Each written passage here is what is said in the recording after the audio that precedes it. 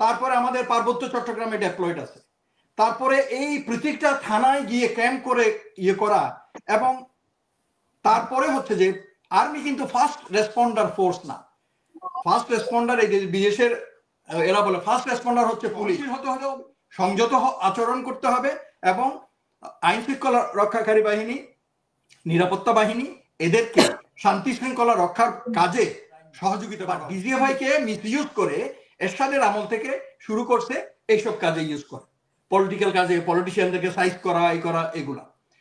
তারপরে এই যে ডাকুর মতো ইলেকশন ডিলিং করে, এগুলো কাজ হচ্ছে আসলে এনএসআই কাজ। কারণ ওই একটা গল্প আমরা শুনছি যে, মনে করেন আমাদের যে গ্রাম দেশে বৃষ্টি হওয়ার পর যেখানে বেশি কাদা হয়ে যায়, ওখানে যখন ওই একটা ছাগল আটকে যায়, মানে ও 4 পা আটকে যায়, হাঁটতে পারে না, তখন দেখবেন যে আপনি ওই ছোট বাচ্চা যে এমনি ছাগলের সামনে যাইতে ভয় পায়, সেও ছাগলের গায়ে একটা থাপ্পড় দিয়ে যায়।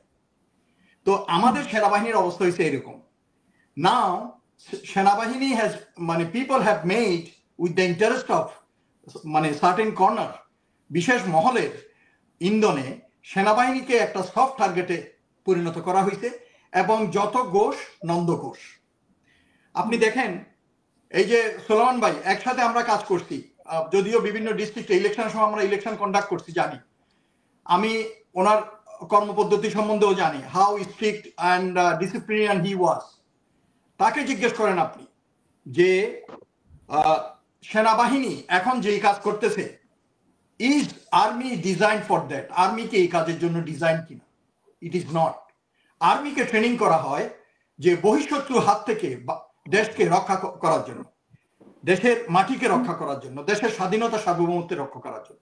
কিন্তু পাশাপাশি তাদেরকে এমনভাবেও তৈরি করা হয় বিভিন্ন ডিজাস্টার ম্যানেজমেন্টের জন্য। মনে করেন প্রাকৃতিক দুর্যোগ, রাজনৈতিক দুর্যোগ বা অন্যান্য দুর্যোগ যদি আমাদের দেশে হয়, যেটা আমরা দেখেছি। তো একইভাবে 5ই আগস্টের পর যে পুলিশের যে একটা ধস, এবং পুলিশ বাহিনীর যে একটা নিষ্ক্রিয়তা, এবং ওখানে অনেকেই চলে গেছে, অনেকে ট্রমার ভিতরে আছে, যেটা পুলিশের আইজি কয়দিন আগেও বলতেছিল। বাট 1 বছর পরে এখনো ট্রমা আছে, এই ধরনের লোক পুলিশে থাকবে, এই জিনিসটা আমি মানতে রাজি না। এটা নিয়ে আমি পরে বলবো যদি সময় পাই। কিন্তু আমি যে জিনিসটা বলতে চাচ্ছি, পুলিশকে ম্যাজিস্ট্রেসি পাওয়ার দিলেও, এই যে উনি ডিসি ছিলেন, উনি বলতে পারবেন উনি ম্যাজিস্ট্রেট ছিলেন, আর্মি নিয়ে উনি কাজ করছেন না। ইন এইড অফ সিভিল পাওয়ারে ওনাদের আদেশ পাইলেই আর্মি কাউকে গ্রেফতার করতো বা ম্যাজিস্ট্রেসি পাওয়ারটা অ্যাপ্লাই করত।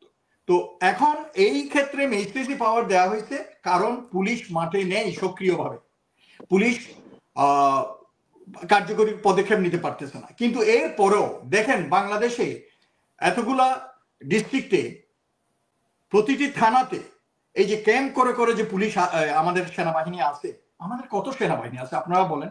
আমাদের তো অত সেনাবাহিনী নাই। অ্যাডমিনিস্ট্রেশনের জন্য তো কিছু আছে বিভিন্ন ক্যান্টনমেন্টে, তারপরে আমাদের পার্বত্য চট্টগ্রামে ডেপ্লয়েড আছে, তারপরে এই প্রত্যেকটা থানায় গিয়ে ক্যাম্প করে ইয়ে করা, এবং তারপরে হচ্ছে যে আর্মি কিন্তু ফার্স্ট রেসপন্ডার ফোর্স না। ফার্স্ট রেসপন্ডার এই যে বিদেশের এরা বলে ফার্স্ট রেসপন্ডার হচ্ছে পুলিশ, ফায়ার ডিপার্টমেন্ট, তারপর যেমন আমাদের দেশে আছে র্যাব। তো এই ধরনের ফোর্স গুলো হচ্ছে ফার্স্ট রেসপন্ডার। কোনো ঘটনা হলে সাথে সাথে প্রথমে যারা ঘটনাস্থলে হাজির হবে এবং অ্যাকশন নেবে। তো সেনাবাহিনী বরাবরই তো যখন ফার্স্ট রেসপন্ডাররা ফেল করে, পুলিশ, বিডিআর এরা ফেল করে, যখন সেনাবাহিনী সাহায্য চায়, প্রশাসন তাদের সাহায্য চায়, তখন তারা ঘটনাস্থলে যায়। এখন আমরা বিগত কয়েকটি ঘটনাতে দেখেছি যে ওই যে যেটা বললাম, যত দোষ নন্দ ঘোষ, মানলেও দোষ, না মানলেও দোষ। গোপালগঞ্জে মারলো কেন, ওইটাও দোষ। আর যদি না মারতো, ওখানে যদি এই যে এনসিপির পোলাপাইন মারা যাইতো, আরো খুন খারাপি হইতো, তখন বলতো যে আর্মি কি করছে ওখানে, আর্মি কিছু করে নাই কেন। সো এইগুলা আসলে আমি বলবো যে এইসব সোশ্যাল মিডিয়ার একটা খারাপ ইফেক্ট, এগুলো অত গায়ে লাগানোর দরকার নাই। না সেটা তো খারাপ, মানে সেটা ভালো করেছে, কিন্তু ভিপি নূরের উপরে যে হামলাটা, সেই হামলাটাকে আমরা কিভাবে বলবো যে এইটার ভিতরে শোনেন, ওই যে আমি আজকে শুনতেছিলাম, এই যে পিনাকি তার একটা ভিডিওতে বলতেছিল প্রত্যেকটা ঘটনার পিছনে কিন্তু ঘটনা আছে। তো সেজন্য আমরা ওই যে ভিডিওতে যেটা দেখছি, এইগুলো শুনে তো লাভ নাই। নুরুকে ওখানে 10 মিনিটের টাইম দেওয়া হয়েছিল, কারণ দুইটো মুখোমুখি দল সামনাসামনি আসতেছে, মারপিট করবে, পুলিশ পারতেছে না, এর ভিতরে পুলিশকে ঢিল মারছে, এই করছে, পুলিশকে মারতেছে, তখন they ask for the help of army. Army ঘটনাস্থলে গেছে, যাওয়ার পরে দুইটা মারমুখী দলকে, এই যে জাতীয় পার্টি এবং গণ অধিকার পরিষদ, তাদেরকে দূরে থাকতে বলছে, কথা শুনে নাই। আমরা নিজেরা ভিডিওতে দেখছি, বাংলাদেশের একটা এক্সক্লুসিভ ভিডিও বানাইছে, এটা আমি দেখছি, চেয়ার ভাঙা ফেলছে এবং চেয়ার ছুঁড়ে মারতেছে আর্মির দিকে। তখন সেনাবাহিনী অ্যানাউন্স করলো 10 মিনিট টাইম দিল to clear of the area. এরপরও উনি ওখানে প্রেস কনফারেন্স করার জন্য রোস্টাম নিয়ে কেন অফিসের সামনে দাঁড়াইতেছে, যেখানে উনি মানা করছে, এই আর্মি মানা করছে। তো নিরাপত্তার খাতিরে তারপরে আগুনের মশাল নিয়ে নিয়ে সব এদিকে এদিকে ছোড়াছুড়ি করতেছে। বিজয়নগর হচ্ছে, আমরা সবাই জানি, এটা হচ্ছে built up area, densely populated area, একটু ডাইনি বাইরে গেলে আগুন লেগে যাবে। তখন এই ধরনের ঘটনাগুলো যদি হইতো, আগুন যদি লেগে যেত, ওখানে যদি লোক আরো মারা যাইতো, আরো কতগুলো লাশ পড়তো, তখন কি হতো? আপনি কি বলতেন বলেন? তখন বলতো সেনাবাহিনী কি করছে। তো এখন মারছে, নেতা মনে করছে যে আরে আমি তো নেতা, আমার মারবে না, কিন্তু সেনাবাহিনী is not a merciful force. এরা যখন ওই যুদ্ধের মাঠে যায়, শত্রুকে বলে না যে ভাই আপনি দাঁড়ান, আপনারে আমি ওয়ার্নিং দিচ্ছি, আপনি চলে যান, নো, এখানে শুট টু কিল। তো সেই জন্য আমি এটা বলার উদ্দেশ্য হচ্ছে, এটা আবার আমি এখানে বলতেছি না যে জনগণের উপর ইয়ে করবে, কিন্তু জনগণও সহনশীল হতে হবে, সংযত আচরণ করতে হবে, এবং আইন শৃঙ্খলা রক্ষাকারী বাহিনী, নিরাপত্তা বাহিনী, এদেরকে শান্তি শৃঙ্খলা রক্ষার কাজে সহযোগিতা করা উচিত। তো আমি যে জিনিসটা বলতেছি এখানে, ডাকসুর ব্যাপারে কেন সেনাবাহিনীর প্রসঙ্গটা উঠলো, মানে হঠাৎ করে কেন? হ্যাঁ, আমি আপনাকে যেটা বলতেছিলাম, আমি সেনাবাহিনীতে যখন ছিলাম, গোয়েন্দার যত ধরনের দায়িত্ব আছে আমি পালন করেছি।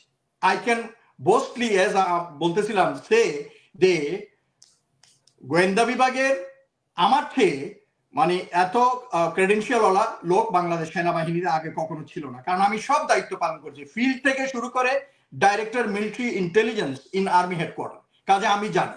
এই যে আমাদের রিটায়ার্ড কতগুলো অফিসার আছে, এদের ভিতরে অনেকেই আছে, কারণ এরা দেখেন ওই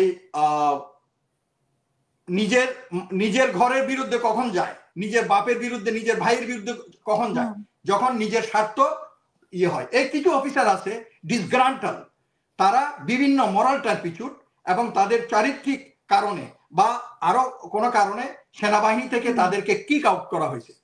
অনেকে কে অপশন দেওয়া হয়েছে যে তুমি বের হয়ে যাও সসম্মানে, অথবা তোমাকে কোর্ট মার্শাল করা হবে, তোমার এই ধরা পড়ছে, তুমি অন্যের বউর সাথে গিয়ে ঘুমাইছো। I am sorry to say, ওই অফিসার শুনতেছে, সে বুঝবে। এখন ওরা কেউ কেউ হয়তো গোয়েন্দা বাহিনীতে চাকরি করছে কিছুদিন, তারপর এখন তারা ওই যে চটকদার খবর, বিদেশে আছে এরকম আমাদের অনেক সশস্ত্র বাহিনীর অফিসার। তো এখন বাইরে আপনারা যারা সোশ্যাল মিডিয়ার লোকজন আছেন, সাংবাদিক আসেন, যখন একটা প্রাক্তন সশস্ত্র বাহিনীর অফিসারের মুখ থেকে কথা শুনবেন, মনে করেন যে কথাটা হয়তো অনেক ক্রেডিবিলিটি আছে, কিন্তু আসলে না।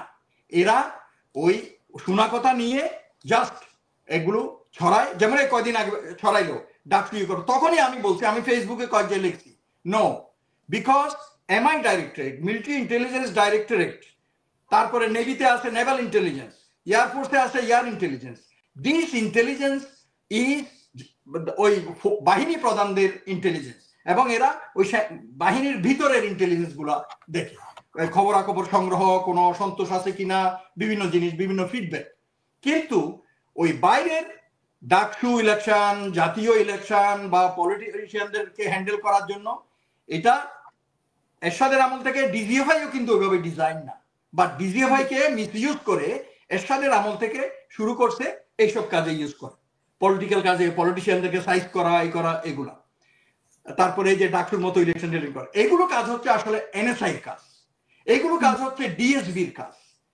তো এরা এই আর্মি ইন্টেলিজেন্স কখনো এগুলোতে ইনভলভ ছিল না, আমি আমার অভিজ্ঞতা, 30 বছরের অভিজ্ঞতা থেকে আমি বলতে পারি।